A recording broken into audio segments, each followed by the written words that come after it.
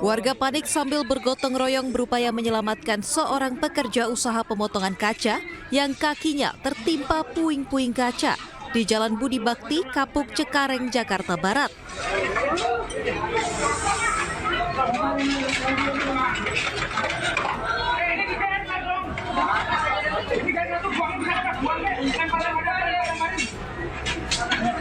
Korban diketahui gagal lari menyelamatkan diri saat ratusan kaca untuk cermin menimpa dirinya.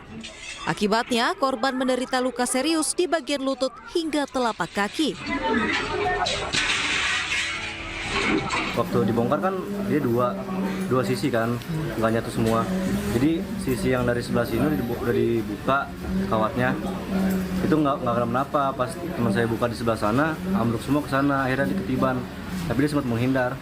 Itu posisi temannya lagi mau bantuin nurunin? Iya, jadi kan memang kalau move kan dia cuma nganter doang kan. Jadi yang bongkar dari kita katanya, akhirnya dibongkar sama teman saya. Korban yang mengalami luka cukup parah ini langsung dilarikan ke rumah sakit untuk menjalani pengobatan. Dari Jakarta, Miftahul Gani, iNews melaporkan. Pemirsa, mantan Direktur Jenderal Imigrasi Roni Franky Sompi buka suara usai diperiksa KPK sebagai saksi dalam kasus dugaan suap Harun Masiku. KPK telah memeriksa mantan Direktur Jenderal Imigrasi Roni Franky Sompi terkait kasus dugaan suap dan perintangan penyidikan Harun Masiku dengan tersangka Sekjen PDI Perjuangan Hasto Kristianto di Gedung Merah Putih KPK Jakarta Kamis siang. Roni selesai diperiksa kurang lebih 5,5 jam dan dicecar sebanyak 22 pertanyaan dari penyidik KPK terkait perlintasan Harun Masiku yang terjadi pada tahun 2020 saat ia masih menjabat sebagai Dirjen Imigrasi. Ya, memang pertanyaan yang disampaikan ke saya adalah berkisar tentang tanggung jawab saya ketika tahun 2020 saya masih menjabat sebagai Direktur Jenderal Imigrasi. Saat di mana tanggal 6 Januari Harun Masiku melintas ke luar negeri dan juga tanggal 7 Januari 2020 kembali lagi masuk ke Indonesia. Jadi hanya melintas 1 hari saja sudah kembali, itu melalui Bandara Soekarno-Hatta. Perlu kawan-kawan juga ketahui, pada saat itu belum ada permintaan pencegahan ke luar negeri dari penyidik KPK kepada Direktorat Jenderal Imigrasi melalui Menteri Hukum dan HAM. Sebelumnya, mantan Dirjen Imigrasi Roni Sompi diperiksa oleh Komisi Pemberantasan Korupsi sebagai saksi dalam kasus dugaan suap atas tersangka Harun Masiku dan Hasto Kristianto. Dalam pemeriksaan, penyidik mendalami soal data perlintasan Harun Masiku. Ya, betul, yang bersangkutan hari ini dimintai keterangan sebagai saksi untuk surat perintah penyidikan atas nama tersangka HM, tersangka HK, dan tersangka DTI. Untuk pemeriksaannya tidak jauh dari apa yang disampaikan oleh yang bersangkutan. Penyidik mendalami tentunya perihal pengetahuan yang bersangkutan terkait data perlintasan saudara HM dan seputar tugas-tugas beliau ya sebagai Dirjen Imigrasi pada saat itu.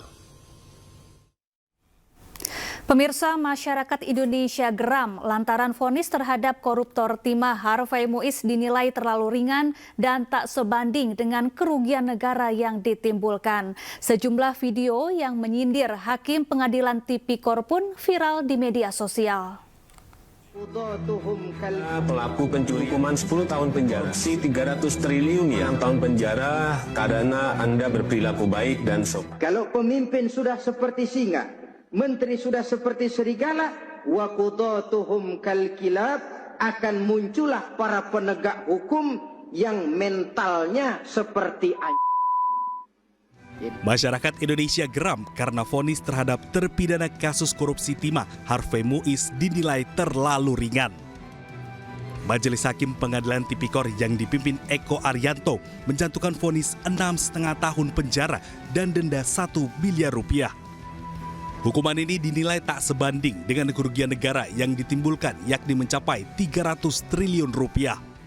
Inna lillahi wa inna ilaihi raji'un.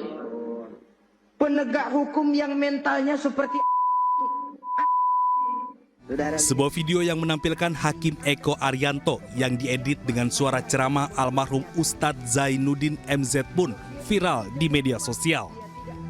Video ini bernada sindiran terhadap hakim yang dianggap tidak adil. Ada pula kartun parodi yang diunggah pakar hukum tata negara Ferry Amsari. Video ini bercerita tentang maling ayam yang divonis 10 tahun penjara.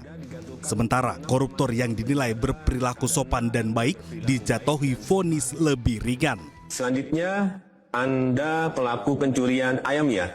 Iya Pak, saya sendiri. Kamu dijatuhkan hukuman 10 tahun penjara.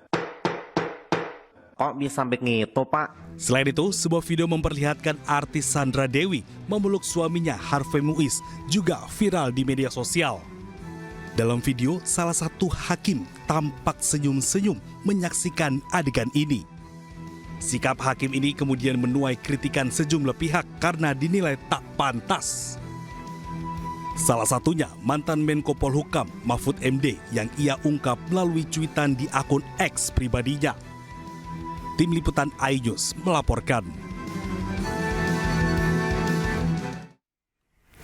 Menko Politik dan Keamanan Budi Gunawan menyebut Presiden Prabowo Subianto memahami keresahan masyarakat terkait vonis Harvey Muiz. Ia juga memastikan Komisi Yudisial dan Kejaksaan Agung sudah mengambil langkah tegas.